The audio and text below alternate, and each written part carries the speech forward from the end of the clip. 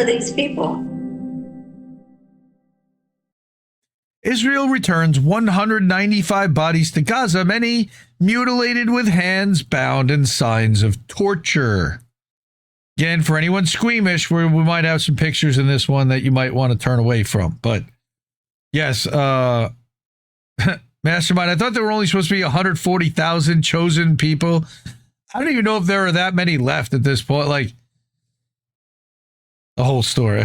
I'm so disgusted by all of it. I just abolish religion entirely, I say. And that makes the Christians very upset. And I'm sorry to say, but more people have been murdered in the name of religion than anything else in the history of mankind.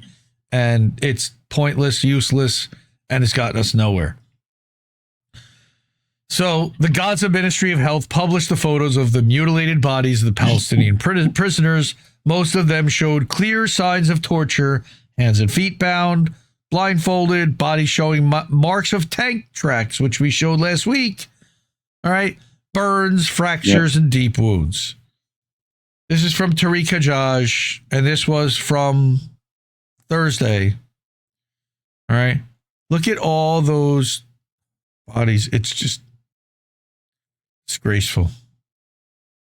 The Gaza government media office announced on Wednesday morning the burial ceremonies of 54 unidentified Palestinian bodies that the Ministry of Health had received from Israel through the Red Cross as part of the ongoing exchange of deceased prisoners during ceasefire between Israel and Hamas, when Israel is continuing to murder Palestinians daily.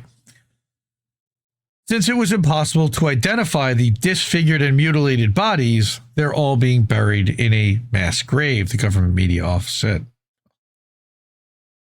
Since October 14th of this year, the Gaza Health Ministry has received the bodies of over 195 deceased Palestinian prisoners. Remember that they've been holding over 10,000 Palestinians in Israeli tortured prisons and dungeons, many without charge. Yep. Again, the majority of the bodies show clear signs of torture, including bullet holes fired from point-blank range, bruises, and signs of mutilation. Several bodies were received with their hands tied behind their backs, several more with blindfolds over their eyes. Health Ministry also said that several bodies showed signs of strangulation from hangings, with ropes found tied around the body's necks still, while others bore marks of tank tracks. Other bodies were found with missing organs, according to these health officials. Mondoweiss received, reviewed, and verified photographs of some of the mutilated bodies from the Gaza Ministry of Health. They are horrific and show clear signs of torture. The Ministry of Health has uploaded several photos and the mutilated bodies online and made them available to the families of people who went missing during the war in hopes that they might identify them. We strongly advise that readers proceed with extreme caution if viewing the Ministry of Health photos. They are extremely disturbing and graphic. And for those reasons, Mondoweiss has decided not to republish them, but sharing them on a link to a Google Drive folder there. I'm not going to show them. Of the 195 bodies, only 57 have been identified so far. During the burial ceremony of the 54 unidentified, the government media office's director said that the bodies that had been received were held for a period of 5 days to allow for forensic examinations. As rudimentary as they could possibly do, I'm guessing. When none of the families with missing loved ones were able to positively identify the bodies, they were handed over to the Department of Endowments for burial. Forensic teams found martyrs with their hands. We heard the quotes. They were buried in numbered graves in Deir al-Balah in central Gaza earlier this morning, between cinder blocks.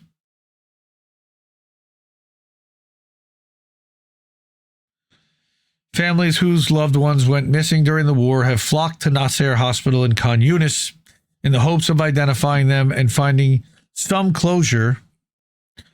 Health authorities gather family members in large rooms and display pictures of the bodies. Again, we showed that last week. Richard Medhurst tweeted that out, showing them disfigured and mutilated. The families have to sit through the images and try to find identifying features on the bodies, which, can you imagine having to do that? In video testimony obtained from Mondoweiss, Wahaba Shabbat stands in shock in Nasser Hospital after identifying the body of her son, Mahmoud Shabbat, 34, who went missing on October 7, 2023, more than 2 years. Wahaba later learned that Mahmoud had been one of the fighters who had crossed into Israel on that day. She says they want to honor him with a dignified burial. He chose this path and was free to do so. All we want to do is give him a final resting place, nothing more. Now I can say I am at peace after knowing what happened to my son. And remember that when a people are occupied, resistance is justified. So they can call him whatever they want to call him. He was a resistance fighter in the international community's eyes. Wahaba said that the body arrived naked, disfigured, showing signs of torture all over his body. His head was crushed, his face was shattered, and he had broken limbs. Yeah, and that's blurred out, thankfully. All right. When I saw pictures of the missing, I suspected that one of the photos might be of my son.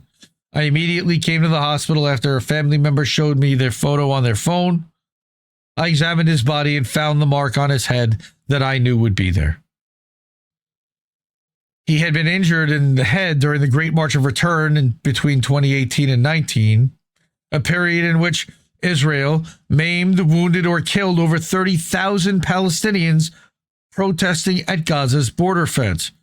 Unarmed Palestinians walked up to the fence and were murdered, just mowed down once they got within a certain distance of the fence line. He underwent several operations and the scars remained. I recognized him immediately and collapsed with the sight of the condition his body arrived in. She explains that before identifying him, she had repeatedly described him to the doctors at Nasser Hospital until his identity was confirmed.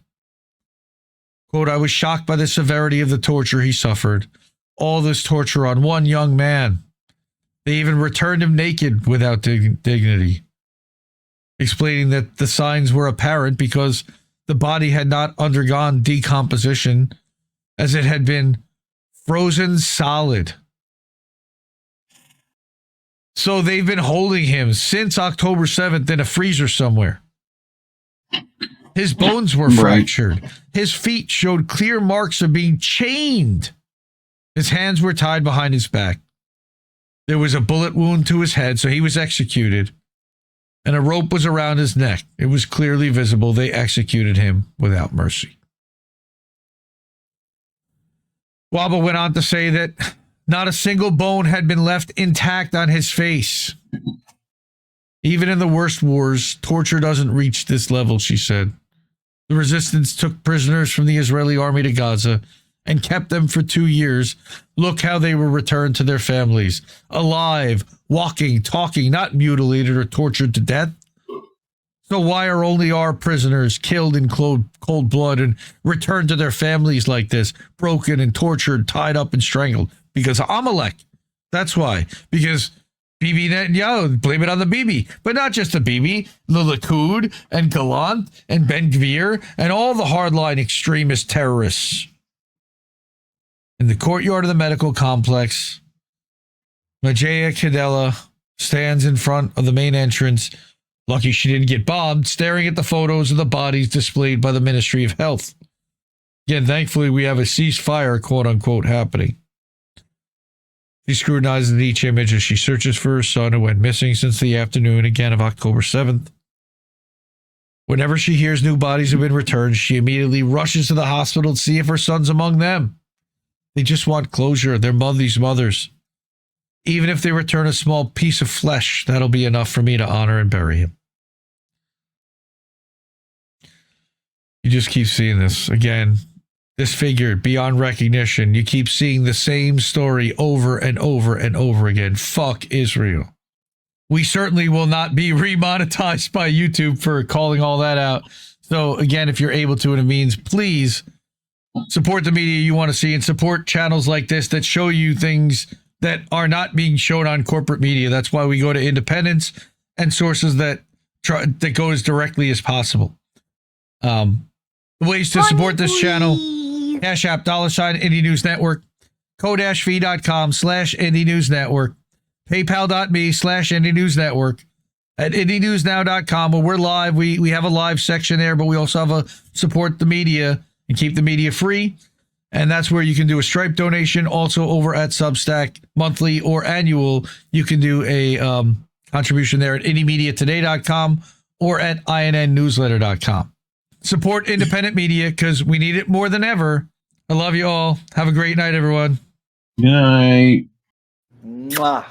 Ciao, baby. I'll be back. No! We just fucking lost the stream! I guess this isn't such an awful place. Is that what you want me to say?